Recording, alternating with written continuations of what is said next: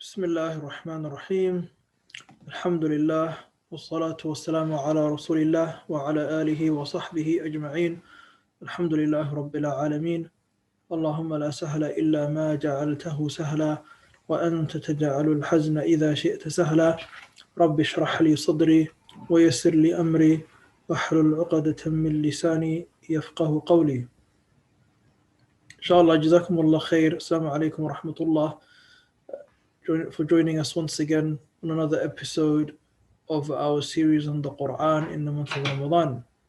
So, in this section, inshallah, we'll be speaking about some of the etiquettes that are incumbent upon the student to have, so the student of the Quran, for them to embody or for them to abide by, especially considering the fact that they are going to be learning the most important or they are engaging in the most important type of education available, which is the Quranic education.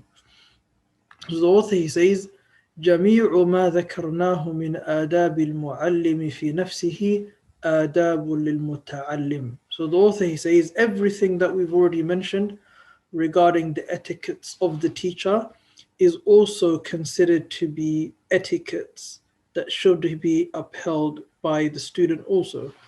So everything that we already mentioned in previous episodes regarding how a teacher should be, this is also applicable to the student. And Imam An-Nawawi expands now, he's going to expand on some of those etiquettes that are desired from the student. So he says, وَمِنْ آدَابِهِ, from amongst the etiquettes that a student should always have and possess, أن يجتنب الأسباب الشاغلة عن التحصيل. They should always avoid any distractions that would prevent them from attaining their objective. So often what happens is, unfortunately, is that whenever we set out to learn anything, so whenever we will go into any type of education, sometimes one of the reasons why we fail, or one of the reasons why we fall short, is because of the fact that we get very easily distracted from why we're there in the first place. And sometimes many of these institutes of education sometimes cultivate a place, or they cultivate an environment that's not conducive whatsoever to the education. So instead of it being about the education, people go to universities nowadays for many other reasons. However, the author is saying the number one, the most important, one of the most important etiquettes is to remove yourself and to prevent yourself from being distracted from anything that would ultimately derail you from your course, or from from that which your objective is, which is to learn the education, to learn the Quran, for example. So anything that may distract you from that is something that you should always avoid. Nowadays, one of the things that we can all almost unanimously agree upon is that one of the most distractive devices that we carry around are our phones. This is probably going to be something that every single person can relate to. That sometimes it's very easy to be distracted, especially when we carry our phones or with us all the time. Sometimes what happens is we very easily become distracted, even in the classroom.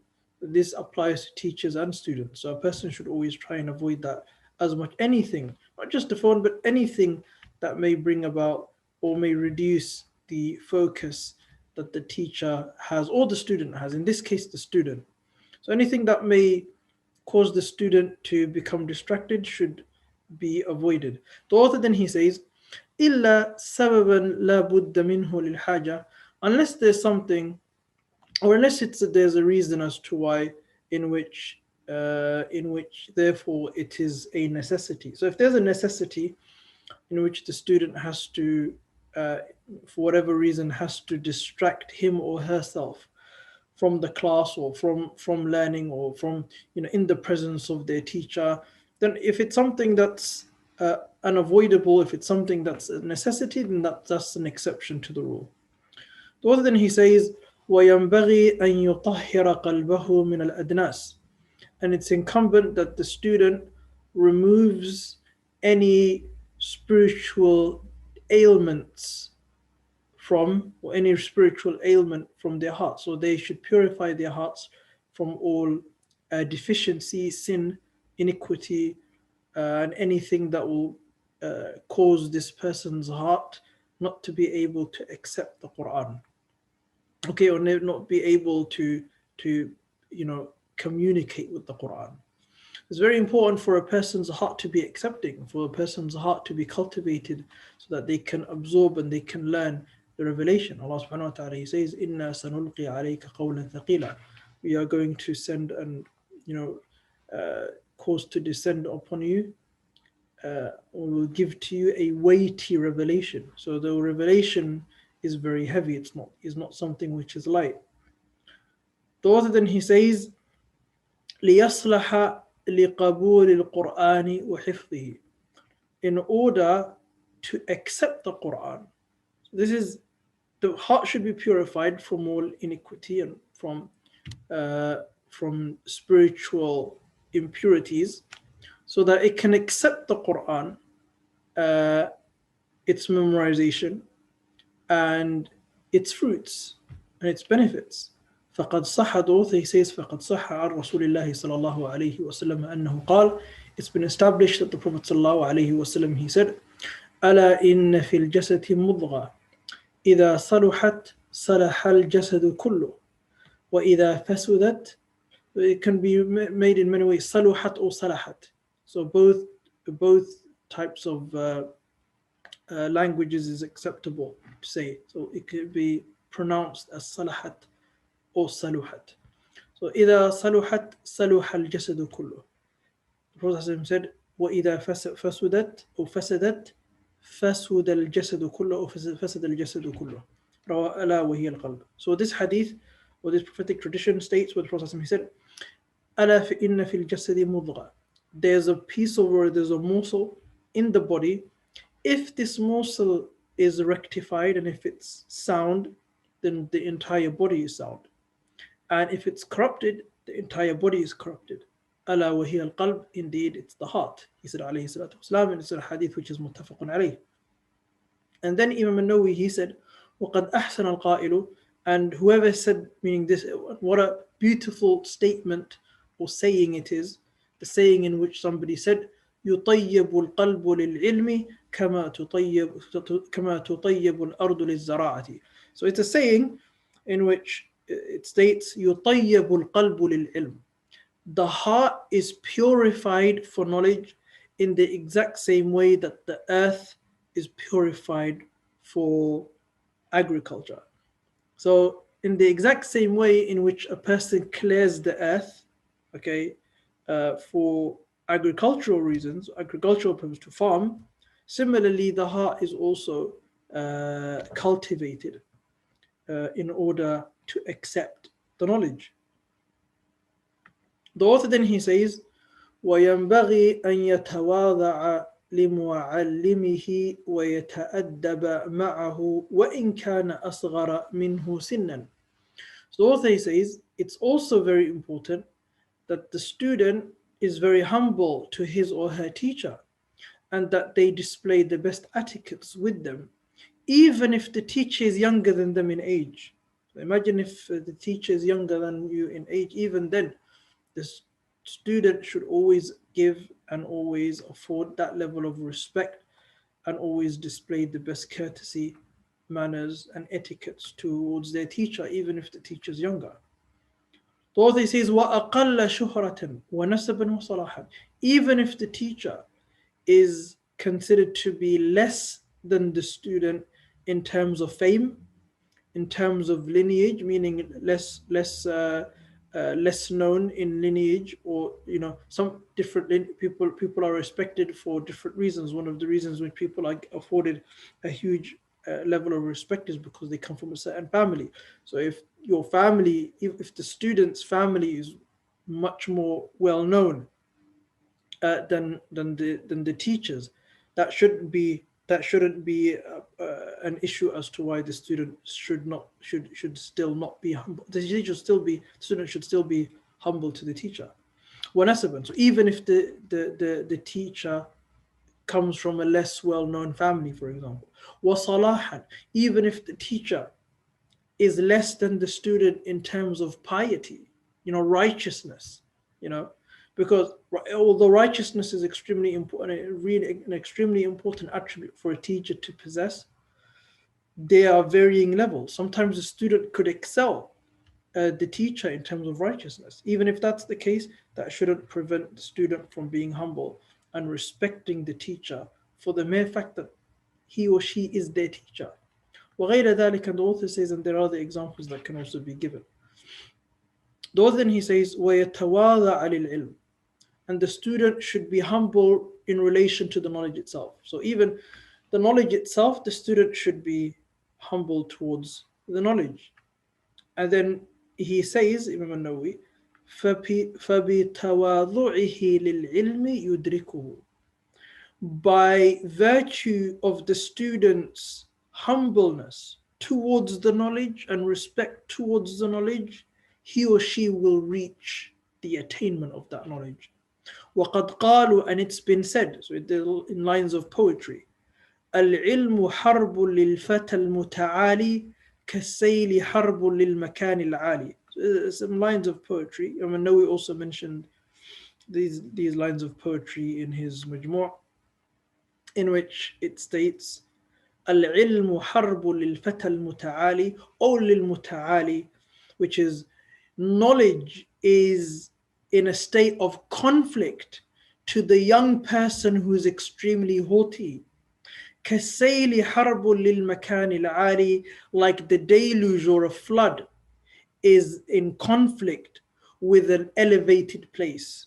So I mean, if there's a huge flood, it doesn't really care whether if it's on a plateau, if it's in a valley, or if it's in a high place, it will sweep everything. Okay, so even the high place, or a place where is considered to be a highland area, that can be penetrated by a huge flood. So just in the exact same way that the flood or a deluge can even occupy the higher and the more of a highland area, in the exact same way knowledge is in conflict with somebody who is haughty and high in their character. Okay, so somebody who expresses a level of arrogance. Okay, that kind of person, knowledge doesn't really. That kind of person is adverse to knowledge. So knowledge is adverse to that kind of person. Okay, so it's something to consider. It's a beautiful line of poetry, where there is much in which we can benefit. Though then he says, وَيَنْبَغِي أَنْ يَنْقَادَ لِمُعَلِّمِهِ, it's important for the student to know his or her level in relation to their teacher. So meaning, أَنْ يَنْقَاد means that you submit to your teacher because they're your teacher. That's what there's a clear, defined relationship between the teacher and the student. Okay, the student and the teacher aren't meant to be friends. That's not the point of having a teacher. The teacher isn't supposed to have a good relationship with the teacher, to be to have a level of mutual courtesy is something which is very good and very important, and the level of respect should be there between the teacher and the student. However, the teacher is the teacher and the student is the student, and that needs to be known. Those boundaries need to be very clear. So the student is there to learn from the teacher. Therefore, there's a greater level of respect that needs to be afforded to the teacher. وَيَنْبَغِي, especially from the student. So وَيَنْبَغِي أَنْ يَنْقَادَ لِمُعَلِّمِهِ. It's essential that the student, understands their relationship towards the teacher. And yanqad means when you accept and you've submitted. So the teacher should symbolically even should submit to their teacher. وَيُشَاوِرُهُ فِي أُمُورِهِ, and the student should always seek counsel with his or her teacher. وَيَقْبَلَ قَوْلَهُ, and they should accept the advice that's given by their teacher, or they should expect, or they should accept that which their teacher informs them.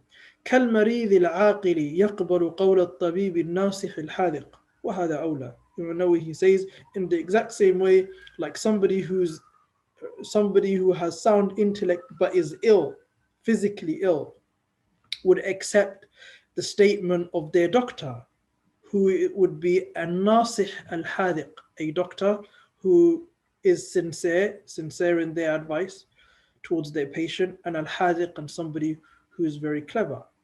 وهذا أولى, and the author says this takes precedence. So this is your teacher. This is even more important, because what your teacher is teaching you is something which is even beyond the worldly sciences, dealing with revelation, nature of revelation, the Quran, the afterlife, the akhirah. It's very important then for it to be seen in that way. The author then, he says, وَلَا يَتَعَلَّمُ إِلَّا مِمَّنْ كَمُلَتْ أَهْلِيَتُهُ. So speaking about the qualities of the teacher and the student, who should the student learn from? The author says, وَلَا يَتَعَلَّمُ إِلَّا مِمَّنْ كَمُلَتْ أَهْلِيَتُهُ. The student shouldn't learn the Quran except from somebody whose qualities are known, somebody who has perfected, their status and their qualities in relation to that which they're teaching. And the reason why the author, he mentions it, nowadays this might be very difficult. All of these points that are being mentioned here might not necessarily be easily ascertained or known, and that's something which is a fair point, because in the past there was really abundance, to choose from, but nowadays it's kind of really very difficult to ascertain almost all of these things. The author says, وَظَهَرَتْ دِيَانَتُهُ, and a person whose religiosity has become manifest. So this is not somebody who's a obscure figure, somebody who's well known, somebody who's has some level of some as a status. This is important in a way, because then people can vouch for this person. Or then he says, وَتَحَقَّقَتْ مَعْرِفَتُهُ, and their level of knowledge is something that has been confirmed. So وَتَحَقَّقَتْ مَعْرِفَتُهُ, meaning they have a deep and an in-depth level of understanding. وَاشْتَهَرَتْ صِيَانَتُهُ, and this person's level of abstinence is also become very well known. فَقَدْ قَالَ مُحَمَّدْ ibn Sirin, because it was said, so it is a statement that's attributed to Muhammad ibn Sirin, وَمَالِكْ ibn Anas, وَغَيْرُهُمَا, and other and others also from the early Muslims, من السلف. هذا العلم دين فانظروا عمن تأخذون دينكم. This famous statement is mentioned in Sahih Muslim.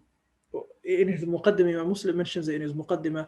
Abu Nu'aym mentions it in his book Hilyatul Awliya. Al-Khatib al-Ghazali mentions it in his book Al-Faqih wal-Mutafaqih.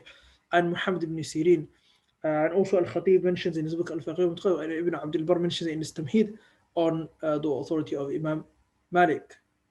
So, which is هذا العلم دين. This knowledge is the religion.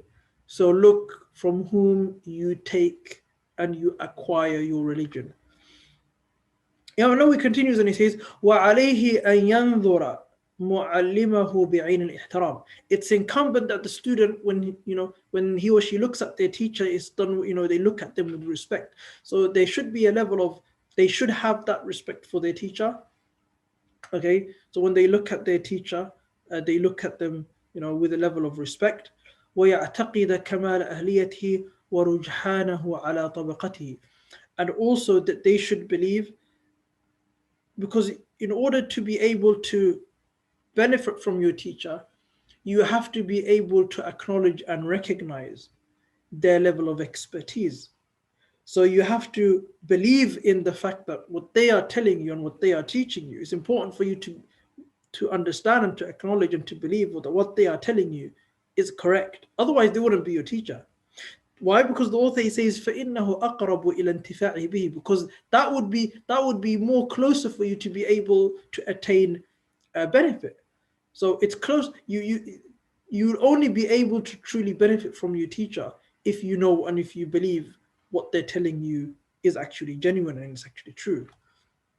And then he says, وَكَانَ بَعْضُ الْمُتَقَدِّمِينَ, and some of the early scholars, إِذَا ذَهَبَ, meaning some of the early students of knowledge, إِذَا ذَهَبَ إِلَى مُعَلِّمِهِ, when they would go to their teacher. Obviously this doesn't happen nowadays, but in the early days, in some of the early Muslims, when some of the students would go to a teacher, تصدق بشيء, they would give a type of charity, not necessarily to the teacher, but they would give a charity before they actually they would give something in charity before they would attend, and they would make a supplication, and they would say, وَقَالَ اللَّهُمَّ اسْتُرْ عَيْبَ مُعَلِّمِي عَنِّي, which is, they would say, "Oh Allah, God Almighty, cover the deficiency of my teacher from me," because we're all human beings, everybody has deficiencies. So they would make a dua and they would say, "Oh Allah, cover the deficiencies of my teacher from me." Why? In order to keep that level of respect. And وَلَا تُذْهِبَ بَرَكَةَ عِلْمِهِ مِنِّي, and oh Allah, do not remove and cause to be lost the blessings of his or her knowledge from me. Okay, it's a beautiful dua. So they would make this dua, they would give some charity, something in charity, and they would pray before they attend the classes, and they would say, "Oh Allah, cover the iniquities or cover the deficiencies of my teacher from me, and oh Allah, do not cause to be lost the blessings of their knowledge from me." And then the author, he says, وَقَالَ الرَّبِيعُ صَاحِبُ, showing you the level of respect that the student should have for the teacher. And the author, he says, وَقَالَ الرَّبِيعُ صَاحِبُ الشَّافِعِيَّ رَحِمَهُمُ اللَّهُ ta'ala. So Ar-Rabi' was one of the students of Imam al-Shafi'i, and he spent many years with Imam al-Shafi'i. And look what he says. He said, مَجْتَرَأْتُ أَنْ أَشْرَبَ الْمَاءَ وَالشَّافِعِيُّ يَنْظُرُ إِلَيَّ هَيْبَةً لَهُ. And this is mentioned by Al-Bayhaqi in his book Al-Madkhal, in which Ar-Rabi' said, "It never once occurred to me to drink water whilst Imam Shafi'i was looking at me, out of respect out of awe and respect that I had for him. I've never in my life drank water in front of him." Imagine, subhanallah. For us, we would consider that to be something minor. We wouldn't even consider that to be a big deal. But out of the all respect and admiration and love that these people had for their teachers, they wouldn't even do anything that would remotely be interpreted as being disrespectful.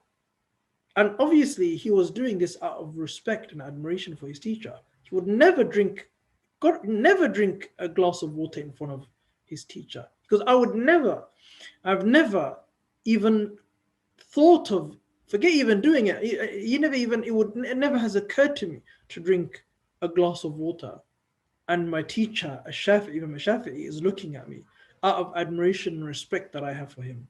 Imagine.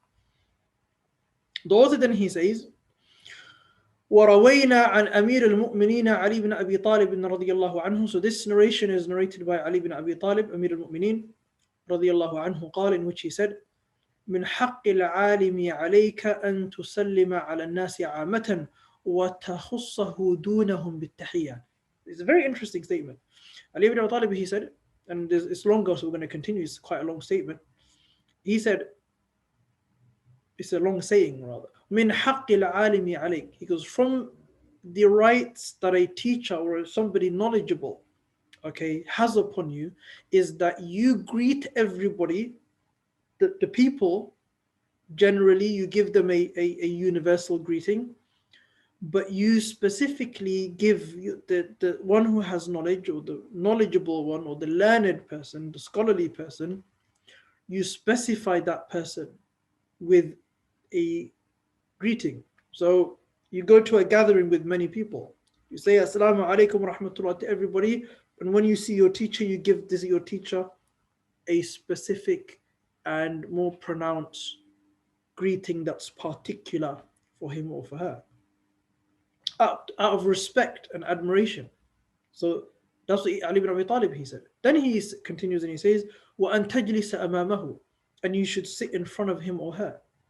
وَلَا تُشِيرَنَّ عِنْدَهُ بِيَدِكَ, and do not point your hand in front of him. وَلَا تَغْمِزَنَّ بِعَيْنَيْكَ, and do not wander your eyes and look, do a play with the eyes. وَلَا تَقُولَنَّ قَالَ فُلَانٌ خِلَافًا لِقَوْلِهِ, and never say so and so said from the scholars in a way in which, or with the intention to debunk or to repudiate or to refute what the teacher said, because that's very disrespectful. When a teacher says something and the student says, oh, but so and so said, okay, so Imam Nawawi is saying never do that in front of your teacher. وَلَا تَقُولَنَّ قَالَ فُلَانٌ, never say so and so said, with the intention, to go against that which the teacher said or the scholarly person whom you are in their company. وَلَا تَغْتَابَنَّ عِنْدَهُ أَحَدًا, and do not backbite anybody in his or her presence. وَلَا تُسَارِرْ فِي مَجْلِسِهِ وَلَا تَأْخُذْ بِثَوْبِهِ, never grab onto your teacher's clothes, ever. وَلَا تُلِحَّ عَلَيْهِ إِذَا كَسِلْ, and do not annoy do not annoy him or her if they are tired, if they become tired. Do not annoy them, keep on asking them, especially if they said, for example, that's enough for today, as an example. وَلَا تُعْرِضْ أي لا تشبع من طول صحبته, and never become lazy or tired from accompanying them, meaning having them as teachers for a long period of time.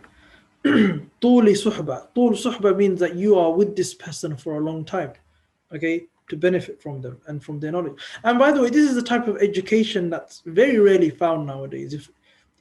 If it's probably in many places almost unheard of, and in other places dying out. Okay, so this was a kind of a norm that existed in the Muslim world, in which there was an important relationship between the teacher and the student, to the point in which it wasn't like it is today, where you go to an institution or to a school or to a university or whatever, and the relationship between the student and the teacher is only in relation to the institute itself. But it was more than that. And that's something that doesn't really exist today, or it's dying out rapidly if it hasn't died out already.